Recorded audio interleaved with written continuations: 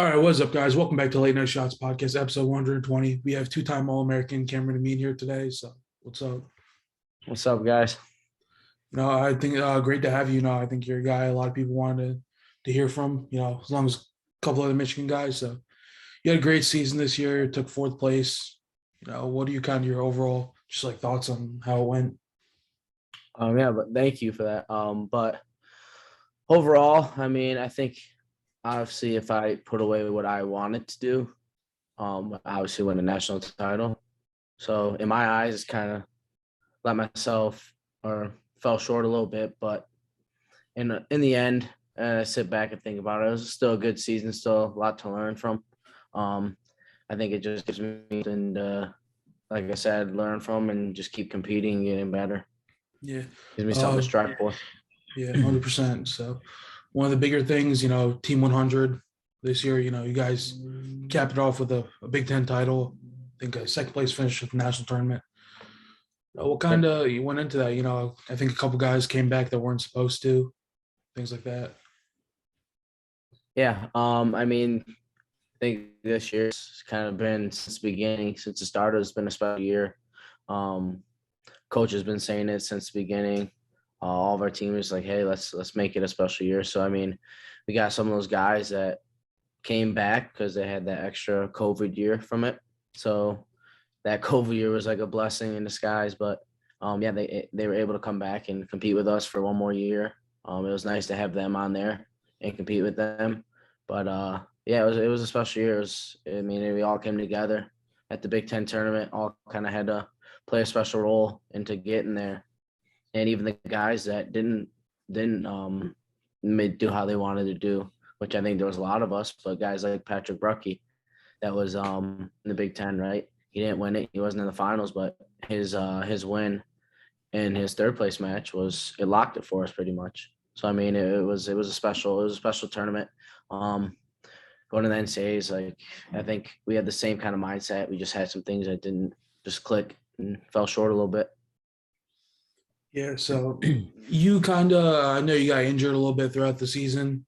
Yep. You took a decently big break. I know you didn't start the season the way you wanted, but you finished with some great wins. You took out Marinelli, Hamidi, and Carcel that way. What kind of happened when you got injured? And, like, how did you go about like coming back? Um, so it was just like little freak accident kind of. It was just like we were playing a game and landed the wrong way, and I got a high ankle sprain.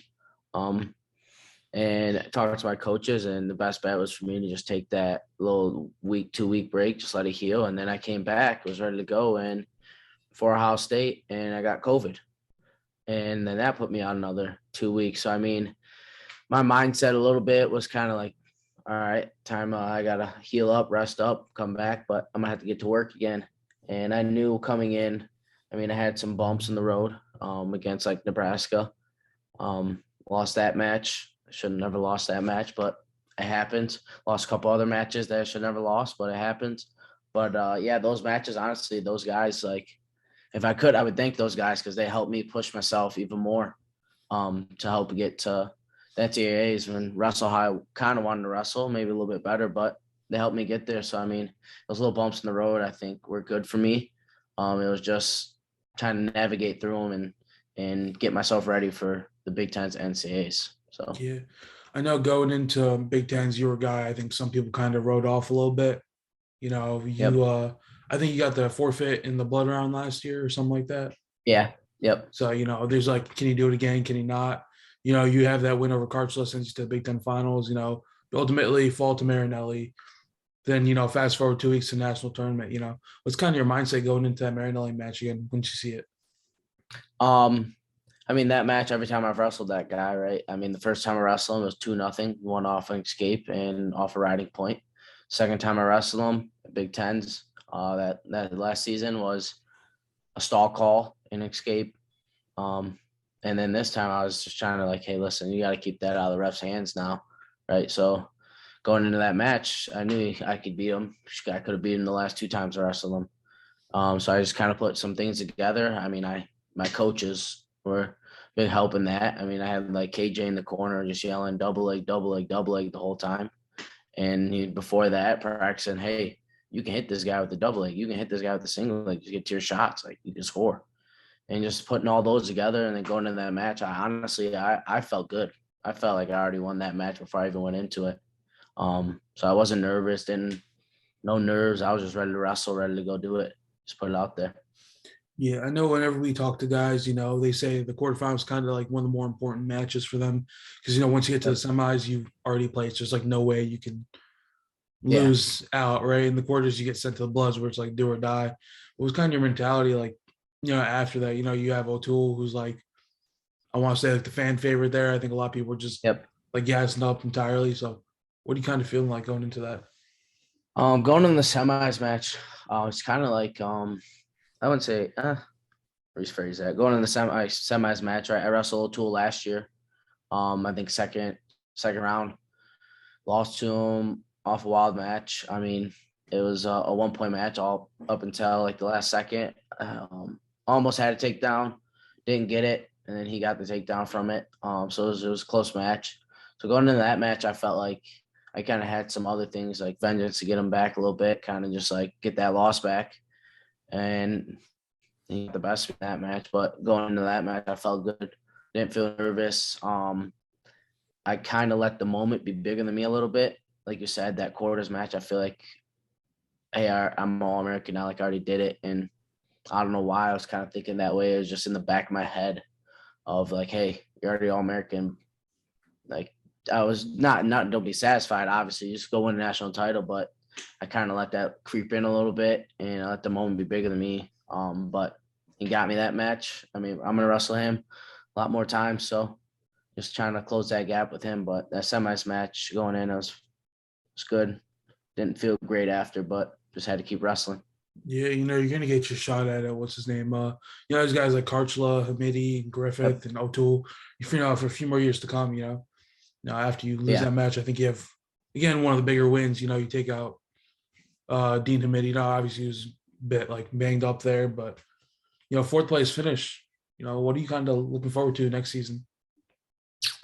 I mean, right now I'm looking forward to just getting better, right? Getting in the summer. I'm wrestling at the Open here. I'm in Vegas right now, so getting ready to wrestle tomorrow. So just keep wrestling, competing, working out with like Alex Derringer and all them, just getting better, and then going into next season and trying to get my national title. Yeah, you're at I'm 74, excited. right? Yeah, 170 or 74 kilos. Yep. Yeah, yeah, that's solid. You're wrestling tomorrow, right? Like, Yeah. Yep. okay, Wrestle tomorrow. all right, I got you. So, your brother Miles, is really accomplished on the freestyle scene. I think he just won I want to say a European title. Yep. Just won the Yeah, Europeans. Yeah. So I mean, you're watching. yeah, oh yeah, I was watching. I mean, I watch him every time. Last year when he was in the Olympics, it was on my birthday. Just turned Yeah, 21, and I was nice. sitting in the house watching him uh, win an Olympic bronze medal. So I mean, couldn't ask for a better birthday, honestly. Yeah, it was a great comeback too. Against Deepak Punia in the bronze medal Yeah. match. It was kind of crazy to watch. I think Oh yeah. a lot of people were, when he took out Aaron Brooks was crazy too in the Big Ten finals. Yeah. I think that There's a one lot. was, He has a. I mean, he's a go getter. He shows up when he needs to, and he just goes and gets it. yeah, that was insane because I think that's kind of what locked you guys up the title mostly. Yeah, I mean him and Pat Brucky. I mean, obviously, if Miles was to lose that match, and then Kirk Fleet, I think would need a pin or something like that, or something like crazy. I mean, they could still had a chance, but that win also locked it up for us Yeah. too, which was a big win. What aspirations do you think you really have on the freestyle scene?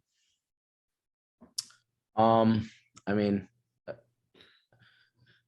honestly, right now I feel like I'm just here to get better, right? Just to expand, get better. But I do want to be on Olympic team, USA team. I do want to win world titles. So I mean, it's just finding my place right now and just learning from there and just getting better and better and better to where, hey, I'm in the next Olympics. So I mean, right now it's just a learning thing. I'd love to get on the world team, right? Compete hard, always wanted to.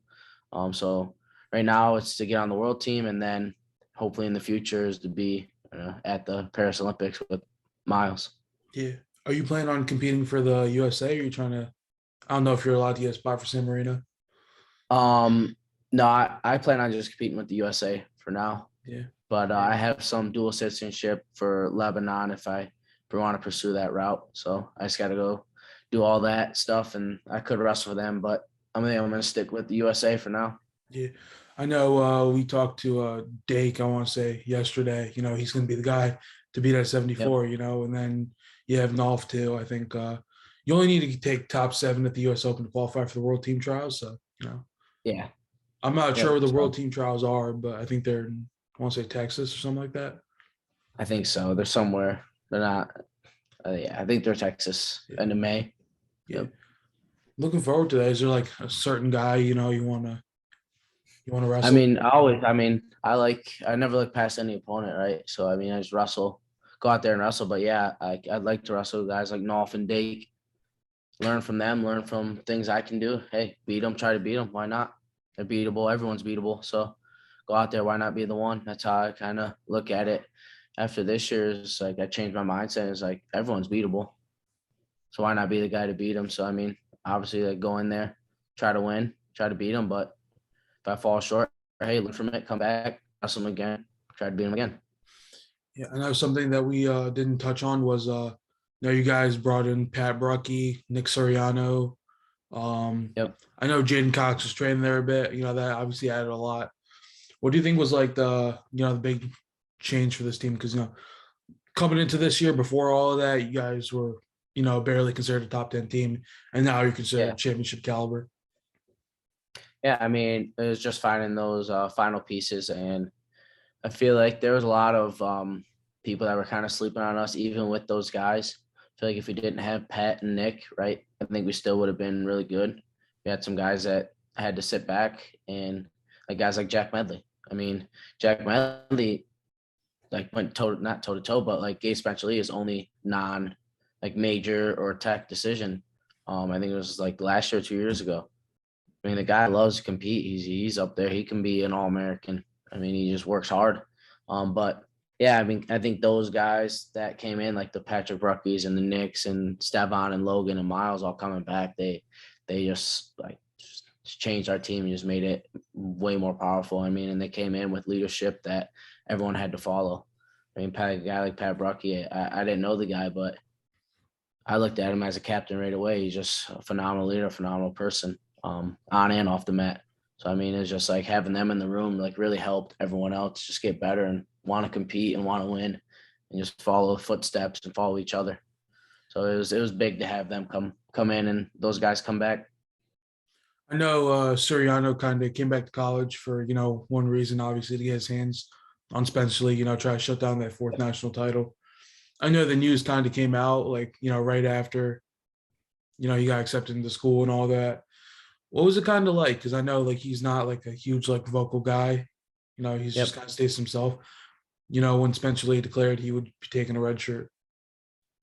I mean, I wasn't really around him a lot when that first came out, but I mean, he was in that room. He was just focused. Like nothing bothered him. He was in there before, just doing his thing, and thereafter doing his thing. He's just like head down, just got his job done. Went in, went out, did his business, and that was it. I mean, I've talked to him a couple of times. I've grown to like him. And he's pretty cool dude. If you get to talk to him, he's pretty cool dude. I mean, he's got his things that people, hey, oh, this Nick, blah blah blah blah blah. But that's what he does. People do their own thing. Like let him do it. Yeah, I mean, he's a cool guy. He's just really motivated, and I mean, the guy doesn't even eat sugar.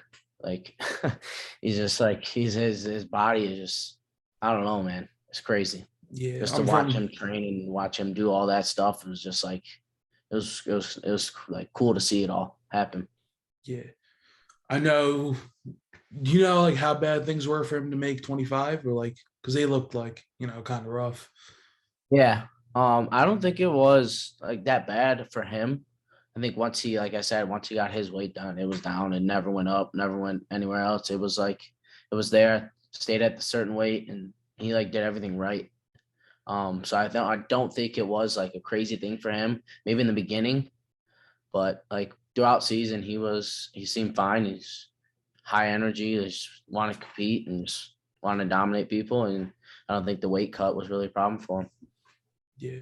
I'm from Jersey. You hear all the Nick Sirianni stories there. Oh yeah, It was just a huge thing where it's like 159 no, win that Fort State title. He was just like, look at one of these guys. He's just kind of like I want to say like a machine. Like, like there would never be anything that like distracts him. And he would just like, yeah, he had one goal in mind. And that was, it was good to see him go out on that second title that he was never able to get. So, he's going to yeah, be looking for exactly. a world team spot, I think at 57 or Yeah, 61. I think he's coming. He's planning on coming back. I think he's staying in Michigan. So Yeah. get to see him back in the room. Yeah. I know Gilman's one of the only losses on his collegiate career, along with Lee that he hasn't Yep. had the chance to redeem. So I know he's looking for that. And that would be crazy if he takes out Oh Gilman yeah, in the it'd be final nuts. I X. mean, don't ever count him out, guys. He's good. I mean, he puts his mind to something. He goes and gets it, and it doesn't matter what's in front of him. He'll run through a brick wall if he needs to. So, What's it like having Jaden Cox in your room if he's still around there? oh yeah, he's good to have in the room. I mean, he just watching him wrestle. I mean, it's like you learn from him a lot, and it's like he does things just like it's like effortlessly.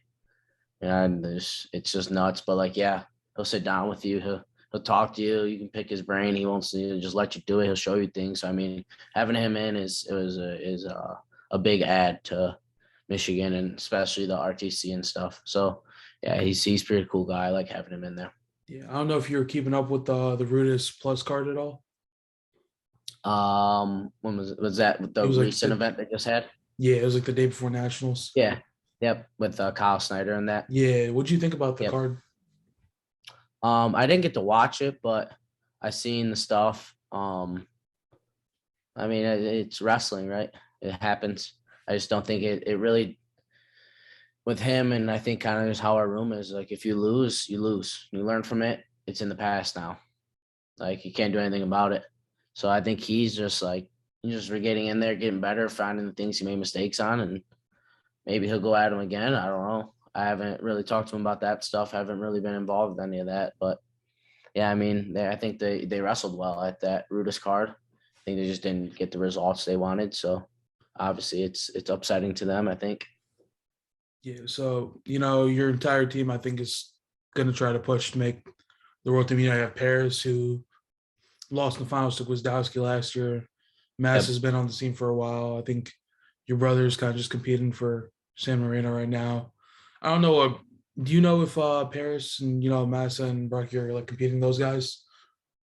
I know as of now, I don't. I think they're just taking some time off. I don't think it's out of the picture for them. I think that they can come and compete, obviously, but as of now, I mean, it it's up to them. I think they're still in their training and still getting ready to wrestle. So to me, it looks like they're ready to come back, but I don't know yet.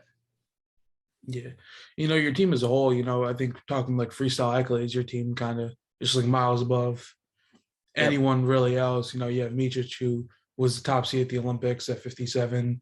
Your brother, who won bronze at 86, and then Paris, who has a win over probably one of the best Yeah. heavyweights this country's seen in a while. So, like, do you think that's like, I won't say like in terms of freestyle, having Kevin Jackson in the room and all that, Sean Mormet, like, where's the environment kind of like with that? I want to say, like in freestyle in I general. mean, the environment at Michigan is just it's crazy. I mean, you go up and down the lineup. You got guys like Nick Sirianni to be on the world team at 57, right?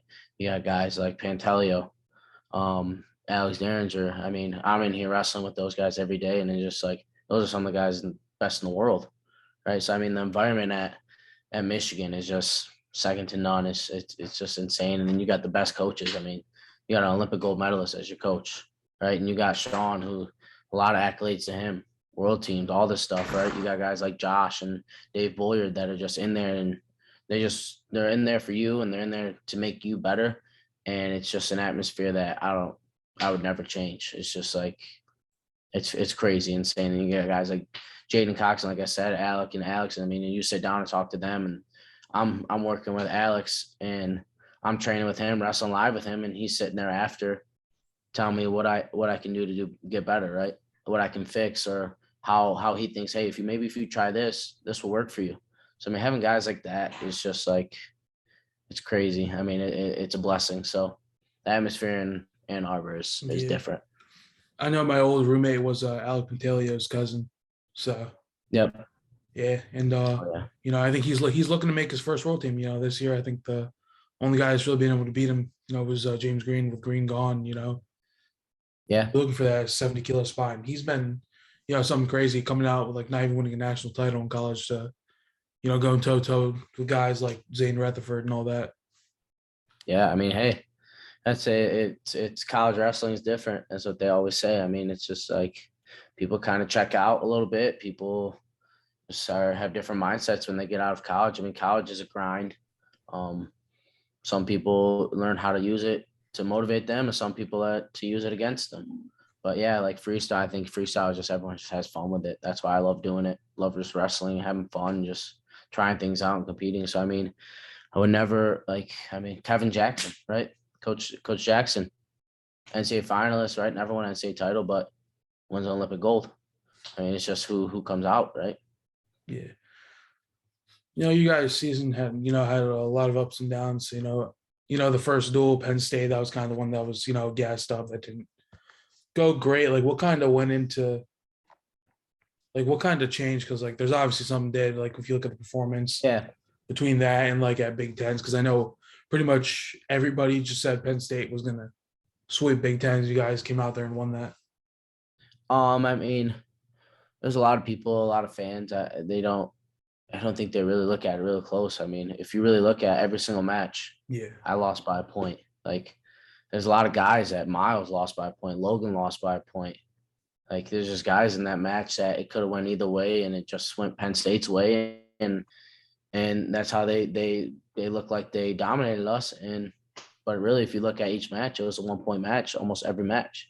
Maybe a few other ones that weren't, but it could have gone either way. And I think at people kind of put us in the backside because I don't think they really look at it like that. I think they just look at the final team score. But in our eyes, obviously, we were upset that hey, that was my match. I could have easily won.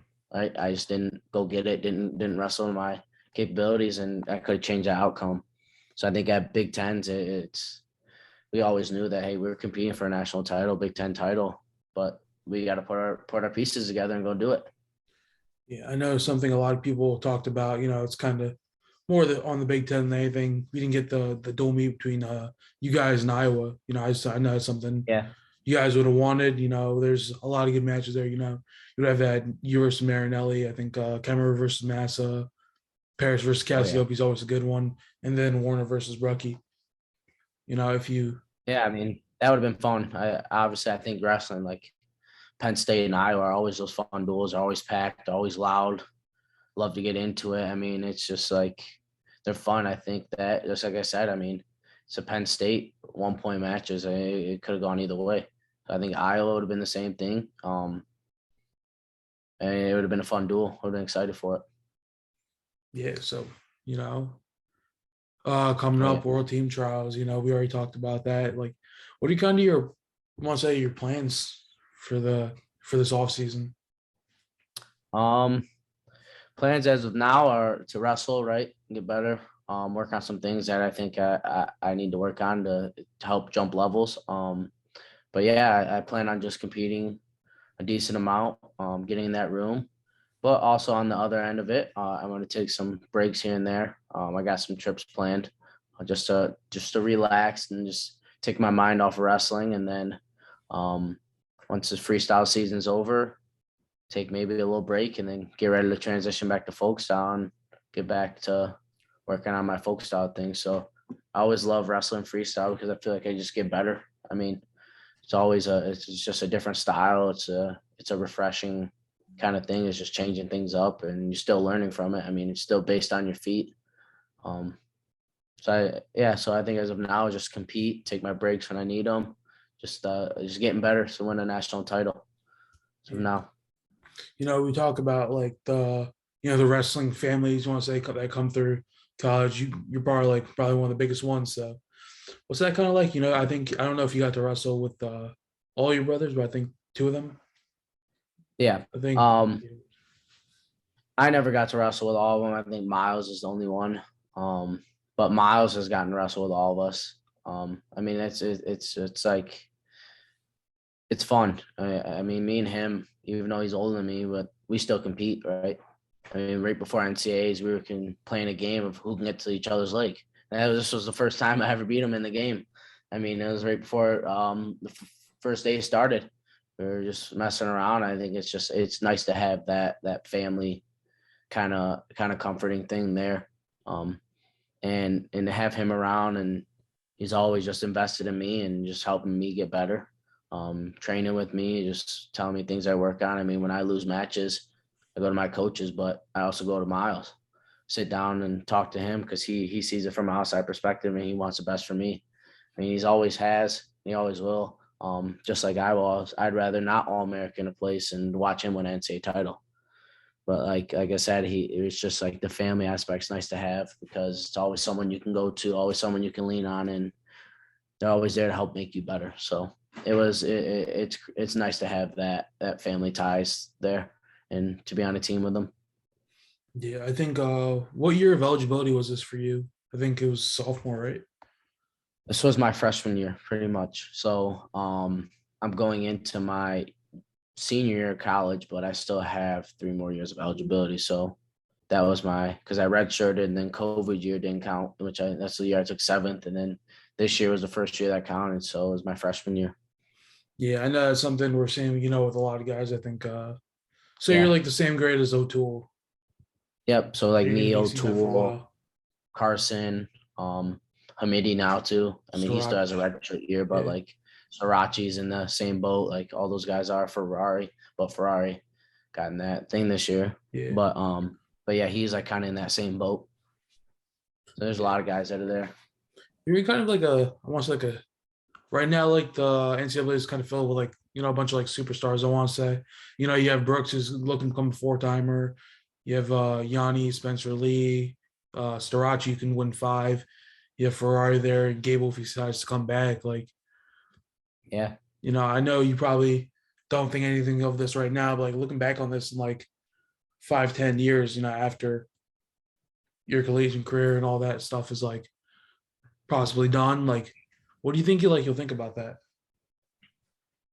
I mean, I kind of do it now. If you go back and look at some of our like world team charts, I mean, it was me, Ferrari, Starachi, Will Lewan, uh, Peyton Robb. We were all on a chart for I think it was the cadet world team trials. I mean, so I've been wrestling these guys pretty much my whole life, and so I knew that was coming up. I mean, I wasn't always the top guy, so I knew I had to kind of work my way up there, and I'm starting to slowly. But yeah, I mean, looking back, I think in 10 years, it's gonna be like wrestling was good. These guys were everyone around, everyone that was wrestling NCAAs were good. They were one of the best guys to ever do it. So I mean, why not? For my plans is to put myself in there, and why not try to be the best guy to do it, right? Yeah. So how do you think your mentality has kind of changed, since then? Um, I think I'm just starting to have more fun with it. Honestly, I think it's just I try to tell myself this year, score more points. I know I'm a lot of matches where it's a 1 point, 2 point match, not a lot, but I'm just trying to find ways to start scoring more. So I've been working on that and just having fun with it, like I said. And like I said earlier, is why not be the guy to be? Why not be the guy? Why not be the guy to beat these guys that are NCAA titles? Why not be the guy to beat O'Toole, right? So I mean, why not be him? So my mindset's kind of changed where it's kind of been like that, just like someone's got to be the best. Why not be me? So just kind of been training to get to that point as of now. Yes, like nearing the end of the podcast, we like to ask a few questions that we ask for each of them. I know Derek isn't here. His would have been was asked that first. If you could bring 4 teammates with you in a zombie apocalypse, who would they be and why? We were just talking about this the other day. It was like we had in our wrestling room, we got Nick one side of the wrestling room, and if you've seen Michigan's wrestling room, it's pretty big. Got 3 mats all the way across. You got Nick doing his own thing with he's got this like ball thing and like puts it over his shoulder, puts it back, slams it down. It's just like some movement. And you look in the middle, Logan sitting there just like in the zone, like it's like looking at Logan. And then you got Pat Brucky, and he's just like sitting there with this hammer, and he's just like swinging it back and forth. They're all doing these things, and it's just like you're looking at him, you're like, damn, this guy's crazy, or I don't know what's going on. But yeah, I mean, if I had to bring some guys, I think first would be Miles. I think would be with me. I would say Pat Brucky. And let's go Mason because I know I'm faster than him. So if I gotta run, I'm running. I ain't gonna be last. So you got one more. Oh, I got 4. Oh yeah, Yeah. Mason, Miles, Brucky, and let's see who else. Who else on my team? Honestly, I like the Nick or Logan vibe. I like the Nick or Logan vibe because I know one of them. They're crazy. They're gonna take a lot of people out. So like maybe I'll have them with me. Yeah. So all right. So mine would have been your top 3 favorite collegiate wrestlers of all time. None of them can be from Michigan. Okay. One of my top favorites, I think, at the time when I was younger, I always remember him was David Taylor.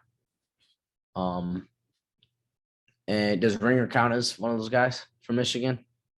No, Or I does he wouldn't not? count it. I would count Mizzouki Okay. State. Yeah, so then I put Ringer in there, and then I